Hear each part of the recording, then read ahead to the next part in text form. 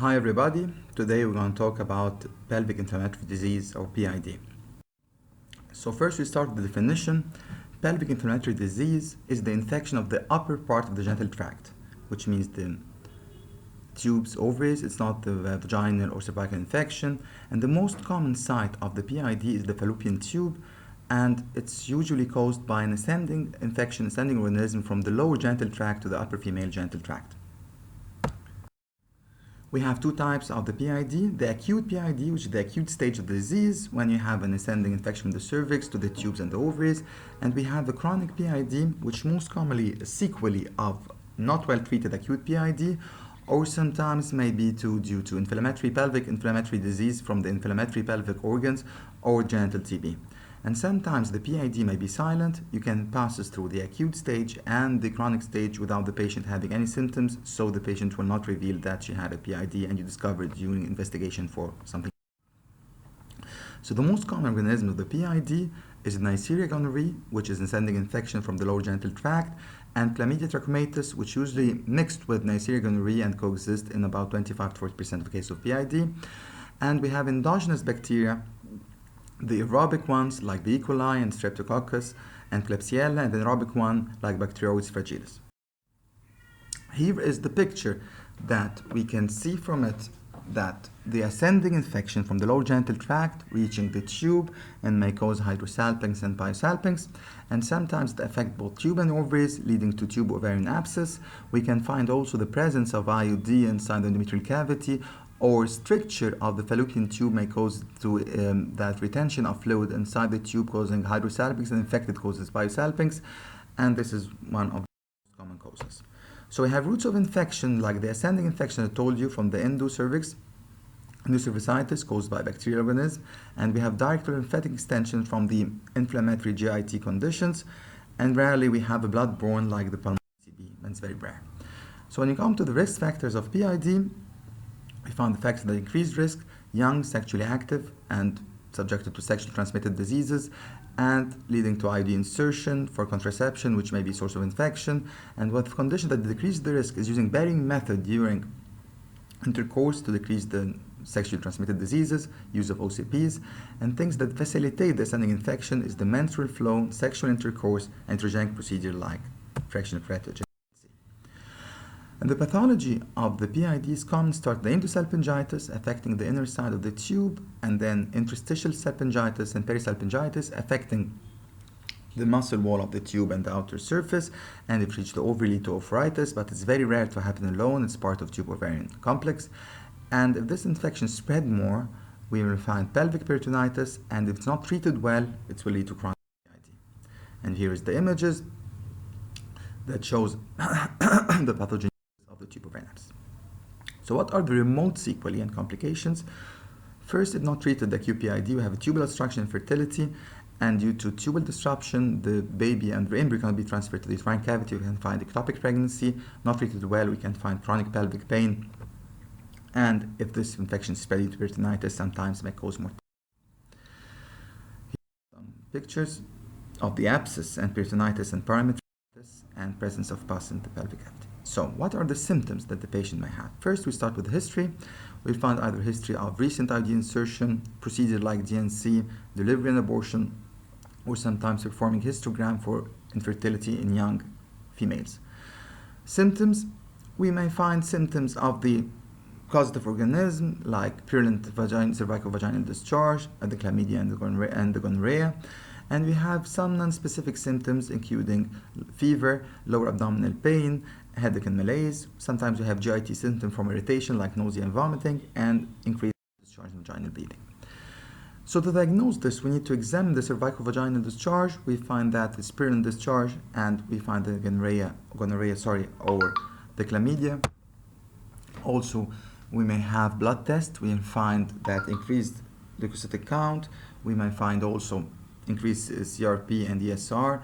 Ultrasound, we may find the mass, either the tube distended or tube ovarian complex. Laparoscopy, that we can see the mass, visualization of the mass and adhesion inside the pelvis. Colocentesis, by inserting a needle in the posterior vaginal wall, we can find pus coming out, and the test for sexually transmitted diseases. This is ultrasound picture of tube ovarian complex as you can see on the right side. And here we can find the uterus, and we can find the tube extended beside the uterus. There's a laparoscopic finding. We find adhesions between the mass, the colon, the omentum, and the uterus, and we can find here the tube is distended. So we have the Center of Disease Control criteria for diagnosis for acute PID, sorry. We must have clinical criteria are present on pelvic examination, which is the most common, the cervical motion tenderness and uterine tenderness and axial tenderness on examination, either abdominal or vaginal examination. And we may find an oral temperature of more than 38.3, an abnormal cervical recurrent discharge, abundant white blood cells in the vaginal fluid. We had, as I told you, elevated ESR and CRP, and we have laboratory documentation for cervical infection by Neisseria gonorrhea or chlamydia trachomatis. So what are the differential diagnosis of the PID? When you come to the ectopic pregnancy, you find the patient may have also lower abdominal pain, tenderness, cervical tenderness, and we can find mass in the tube, and we can find free fluid in the abdomen. But the most important thing is that when we do the pregnancy test, we find this patient is pregnant and has a period of missed period. The second thing is the torsion rupture of ovarian cyst. There's also lower abdominal pain, but in case of torsion, you can find the ovary is congested, and you put Doppler flow, you don't find any Doppler flow to the ovary. And in rupture, you don't find the cyst, but you find free fluid inside the abdominal cavity. And degenerated fibroid, there is pain, tenderness, but you will find either mass inside the uterus, the ovary is free, or with angulated myoma degenerated, you will find also that the tube and the ovary are free by ultrasound. We have also the endometriosis and ovarian endometriomas. You can find pain but no fever. Endometriosis, you can find mildly elevated CRP, and you can find a mass inside the ovary, and also you can differentiate it from the inflammatory bowel disease. The patient had mainly GI symptoms. So the treatment is very important because you need to treat to avoid sequelae of the acute PID. Once you diagnose, you start empirical treatment, and you need to eradicate the bacteria and relieve the symptoms and prevent the sequelae, as I told you. And you give antibiotics, analgesics. It's very important.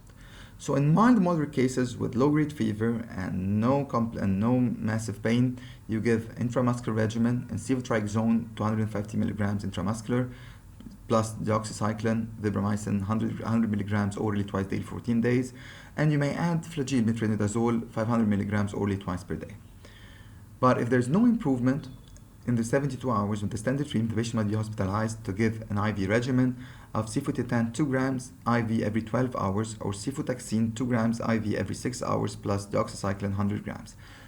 And the male partners must be treated, and the patient has a source of infections like IUD must be removed. If this is confined leading to tubal ovarian abscess, you need to treat it first medically, which is very important, and it's to spare the patient to do surgery. You give clindamycin because this is one of the antibiotics that can pass through the abscess wall, and together with flagyl metronidazole 500 milligrams with doxycycline. But if it's not respond and the abscess wall is thick and the patient has fever, hectic fever due to pus and severe pain, so you need to go for surgical drainage. Okay, either you go for laparoscopy or laparotomy and remove the abscess wall, and rare vaginal drainage, because this is not a proper drainage. You will remove some of the pus, but the abscess wall is still there, and the patient, this abscess may reform pus again. And if it's not well treated, this will lead to chronic inflammatory disease, chronic PID, which is sequelae, or either start as a sequelae of the TIB we'll discuss later, and it's lead to hydrosalpinx, pyosalpinx, and tubo-ovarian cyst. You diagnose it by the patient either history of acute PID, and do ultrasound, you find the tubo-ovarian abscess. And to be treated, you give antibiotic, but sometimes it does not work in the chronic cases. You give analgesics, you give anti-congestives, but sometimes this does not respond, so you must symptom-specific treatment. If this is an infertile couple, it's better to go for an IVF and ICSI following tubal disconnection to avoid the passage of the purulent discharge from the tube to the endometrium. And in elderly patients, when they have pain and chronic PID and persistent pain, it's better to go for total abdominal hysterectomy by lateral. The last thing we talk about the genital TIB. The cause of organism is Mycobacterium tuberculosis. The female genital TIB is usually secondary to TIB elsewhere, most commonly the pulmonary TIB in the lungs, and it's rarely spread, but it's spread through hematogenous. It may be asymptomatic, but the most common symptom is infertility. It may cause chronic pelvic pain. If it destroys the endometrium, it may cause secondary amenorrhea because there is no thickening on the endometrium. And you may find either tender, fixed swelling with low-grade fever, and rarely you can find mental ulcerative lesions. So to diagnose it, you do the chest X-ray, and then we go through ultrasound and histogram. You find the tube, which is the beaded tube, and you go for endometrial biopsy. You'll find the TB in the endometrial curette, and you go for laparoscopy. You find it very characteristic, the beaded tube. And when you treat it, the first thing you give anti-tuberculous treatment for 18-24 hours, and for surgical management, you remove this disease part if not responding to medical treatment. And in case of recurrent endometrial TB, you give treatment for 1 year after treatment, but the real problem is sometimes the endometrium is destroyed, the basal layer, and the patient can be infertile for good. And either following the procedure or give antituberculous drug also is mandatory. Thank you very much.